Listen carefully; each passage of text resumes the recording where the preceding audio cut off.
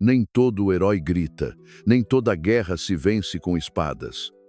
Às vezes, o maior ato de coragem acontece dentro de uma tenda silenciosa, com um martelo simples e mãos firmes. Durante anos, Israel viveu em escuridão. Não uma escuridão de ausência de luz, mas de esperança. Sob o domínio do rei Jabim e o terror do comandante Sísera, o povo se calava. Cidades foram saqueadas, famílias destruídas, orações pareciam não subir. E mesmo assim, Deus via, Deus escutava. Enquanto os exércitos se organizavam e os profetas anunciavam libertação, uma mulher caminhava entre jarras de leite, panos estendidos e o sopro quente do deserto. Seu nome era Jael. Nada nela chamava a atenção. Ela era como tantas outras, esposa, cuidadora, trabalhadora das coisas simples da vida. Mas havia algo diferente em Jael. Um silêncio que não era vazio, mas atento. Um coração que não se deixava endurecer pelo medo. Uma escuta que não precisava de palavras para entender o tempo de Deus. Essa é a história de como uma mulher, sem espada, sem título, sem comando, se tornou instrumento do julgamento divino. Uma história onde a coragem veio disfarçada de acolhimento, onde o martelo, antes ferramenta de sobrevivência, se tornou símbolo de justiça. E tudo começou com um homem derrotado, pedindo leite. Israel respirava com dificuldade. Não era a falta de ar, mas a presença constante do medo. Por 20 anos, o povo escolhido viveu sob o jugo de Jabim, rei de Canaã, que governava com mão de ferro através de seu comandante militar, Sísera. E era este nome não o do rei que fazia os homens tremerem e as mães apertarem seus filhos contra o peito. Sísera era a encarnação do terror. Comandava 900 carros de ferro, verdadeiras máquinas de destruição que varriam vilarejos, esmagavam resistências e silenciavam esperanças. Onde seus exércitos passavam, não sobrava nada além de poeira e lamento. Nenhum guerreiro ousava enfrentá-lo. Nenhum plano parecia suficiente. As estradas ficaram desertas. As aldeias se calaram. A nação se curvou, não por falta de fé, mas por exaustão. Mas enquanto os homens se recolhiam e os sacerdotes buscavam respostas, Deus levantava alguém fora do campo de batalha. E essa pessoa não era um soldado. Era uma mulher, mas ainda não era Jael. No coração das montanhas de Efraim vivia Débora, uma profetisa e juíza de Israel. Ela ouvia a voz de Deus quando mais ninguém ouvia, e um dia essa voz foi clara como o trovão. Era hora de libertar Israel. Mas com uma surpresa. A vitória não seria dada nas mãos de um guerreiro. Seria entregue pelas mãos de uma mulher. Débora chamou Baraque, chefe militar de Israel, e anunciou a missão. Ele hesitou. Só iria se ela fosse com ele. E ela foi, mas profetizou diante de todos. A honra não será tua, porque o Senhor entregará Sísera nas mãos de uma mulher. Todos pensaram que seria a própria Débora, mas o céu olhava mais adiante. Olhava para uma tenda, longe da guerra, onde uma mulher cuidava de leite, panos e estacas. Seu nome era Jael.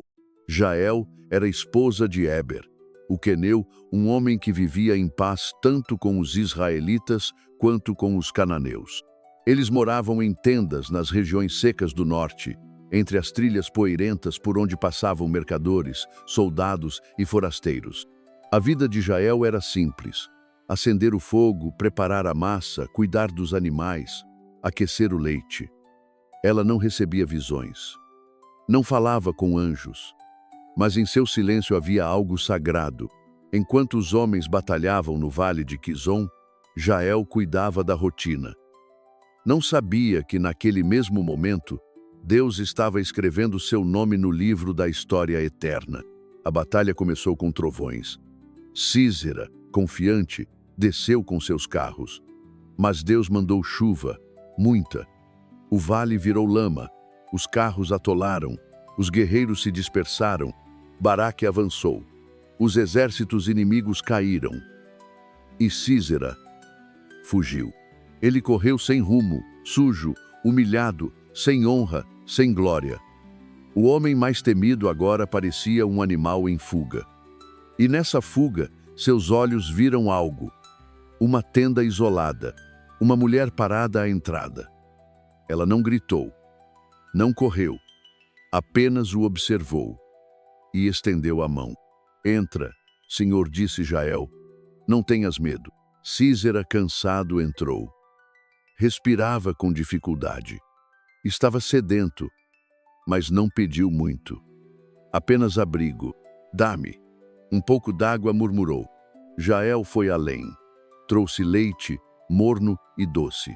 Um gesto de hospitalidade, mas também de estratégia. O leite aquecido traria sono. Cobriu-o com um manto grosso. E ele, confiando naquela mulher de mãos calmas e olhos firmes, adormeceu. Mas Jael não dormiu. Ela ficou sentada, ouvindo o som do vento batendo na lona da tenda. Ouvindo os cavalos ao longe. Ouvindo a própria respiração. E ouvindo, no fundo da alma, uma voz sem som que dizia: é agora. O silêncio da tenda era profundo, mas Jael ouvia tudo. O coração dela batia com firmeza. Não havia medo, não havia dúvida, havia propósito. Sísera dormia pesadamente. Seu rosto, antes endurecido pela arrogância, agora estava entregue, vulnerável. Ele não imaginava que aquele descanso seria o último. Talvez tivesse sonhado com fuga, com vitória, com voltar para casa. Mas os sonhos dele não eram mais importantes. O tempo da misericórdia havia passado. Agora era o tempo do juízo. Jael se levantou devagar. Cada movimento era preciso. Pegou uma estaca de tenda, daquelas usadas para fixar a lona no chão. Era um objeto comum, de madeira sólida e ponta afiada. Em seguida, tomou em mãos o martelo, com o qual tantas vezes havia construído, consertado, vivido. Ela se aproximou do homem adormecido. Suas mãos estavam firmes, seus olhos fixos. O que iria acontecer naquele instante não era fruto de impulso nem de vingança. Era discernimento. Era uma resposta ao céu. Com um só movimento, posicionou a estaca sobre a têmpora de Sísera. Elevou o martelo. E então, golpeou. O som não foi alto, mas o mundo espiritual ouviu. Sísera não teve tempo de acordar. O terror de Israel caiu não em campo de batalha, mas numa tenda, sob as mãos de uma mulher do deserto. Jael permaneceu ali por um momento. Não chorou, não comemorou, apenas olhou. Depois se levantou, saiu da tenda e ficou de pé como sentinela diante de um mistério que o mundo ainda não entenderia. A guerra, para ela, havia terminado. Algum tempo depois, o som de passos apressados se aproximou da tenda. Era Baraque, o líder do exército de Israel, que perseguia Sísera sem saber que a história já havia sido decidida. Quando viu Jael do lado de fora, ele se aproximou com pressa. Ainda ofegante da corrida, perguntou: "Viste por acaso o homem que fugiu da batalha?" Ela o olhou com calma. Não parecia surpresa nem assustada. "Entra", respondeu ela, "e eu te mostrarei o homem que procuras." Baraque entrou. E ali, dentro da tenda, viu o corpo de Sísera estendido no chão, com a estaca ainda fincada em sua cabeça. O comandante temido por uma geração estava morto. E não por espada, mas por obediência, por discernimento, por coragem em silêncio. Baraque parou. Por um instante nada disse. Talvez tenha lembrado das palavras de Débora. O Senhor entregará Sísera nas mãos de uma mulher. Agora ele via com os próprios olhos. A profecia estava cumprida. Jael não explicou, não justificou, não buscou glória. Ela apenas mostrou. Porque a verdade, quando é de Deus, fala por si. Após a morte de Sísera, o campo de batalha silenciou. Não havia mais gritos. Não havia mais perseguições. A guerra havia terminado mas de uma maneira que ninguém esperava.